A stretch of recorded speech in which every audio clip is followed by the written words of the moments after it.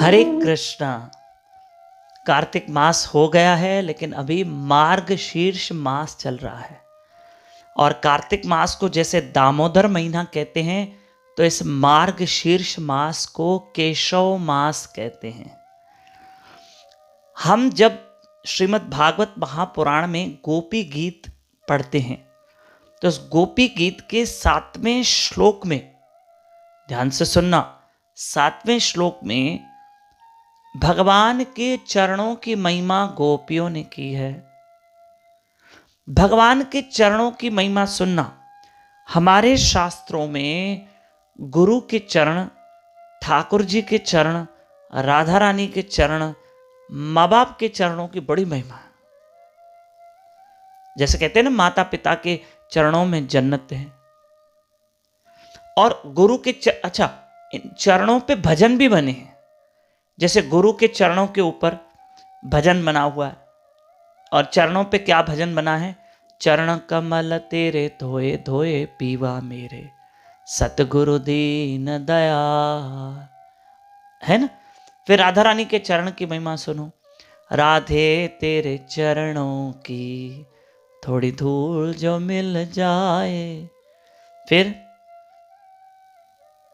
तेरे चरण कमल से शाम लिपट जाऊं रज बन के। वाह, चरणों की महिमा। मेरे शास्त्रों में भगवान के चरणों की महिमा है। जब भी हम किसी मंदिर में जाएं, सुनो, हमें दर्शन चरणों से शुरू करना है। ठाकुर जी के चरणों से स्टार्ट करना, ना कि डायरेक्ट मुख पे अपनी नजर डालनी है। दर्शन चरणों से होता है। आरती चरणों से शुरू की जाती है। तत्पश्चात चरणों में ही लक्ष्मी जो दान सेवा करनी होती, वहां दक्षिणा रखते हैं, चरणों में फूल चढ़ाते हैं। चरणों का ध्यान करना है, ठीक है। चरणों में ही दंडवत प्रणाम करते हैं, ठीक। सब चरणों की महिमा है। फिर आप देखिए, जब हम श्री हनुमान चालीसा का गान करते हैं, तो उसमें भी चरण, श्री गुरु चरण सरोज रज, है ना, वहां भी चरण आ गए। फिर देखो भगवान के चरणों की महिमा देखो। भगवान के ये वही चरण जो कालिया नाग के ऊपर पड़े, यानी कालिया नाग के ऊपर भगवान ने नृत्य किया। तो भगवान के चरण कालिया नाग के ऊपर आ गए, ठीक है। ये वही चरण जिन चरणों को भक्त केवट ने धोया। ये वही चरण जो सबका उद्धार करते हैं। ये वही चरण। आप वृंदावन में जाइए, एक नंदगांव में चरण पहाड़ी है, इतनी बड़ी शिला है, बड़ी पत्थर यानी शिला है, उस पर भगवान के चरणों के निशान है, 5000 वर्ष पुराने। अब राधा दामोदर मंदिर में जाइए, वहां पर एक गोवर्धन पर्वत की शिला है, जिस पर भगवान के चरणों के निशान है। अब वृंदावन में झाड़ू मंडल में जाइए, वहां पर एक चक्की पड़ी है, चक्की में भगवान के चरणों के निशान है। प्लीज भगवान के चरणों की महिमा को और सुनिएगा, कल आपको बताएंगे। और इन दिनों मैं आपको विशेष सूचना दूं कि ध्यान से सुनिएगा कि 1 दिसंबर, 2 दिसंबर, 3 दिसंबर हम अहमदाबाद शहर में आ रहे हैं। पहली बार 3 दिवसीय प्रवचन है गुरु कृष्ण राधा रानी की कृपा से। देखो, 1 दिसंबर पर यहां सत्संग है। अब देखिए, 1 दिसंबर हम यहां आ रहे हैं कुबेर नगर में, ठीक है।